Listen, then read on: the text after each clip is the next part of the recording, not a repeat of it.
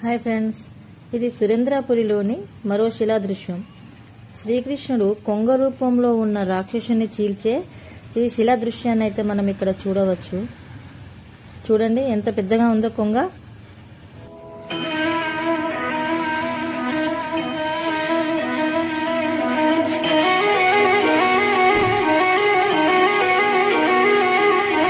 మనం ఈ కొంగ బిళ్ళల నుండి లోపలికి వెళ్ళినట్టయితే ఇక్కడ అమ్మవారు కాళీమాత రూపంలో ఉన్న భిన్న స్వరూపాలను మనం దర్శించవచ్చు.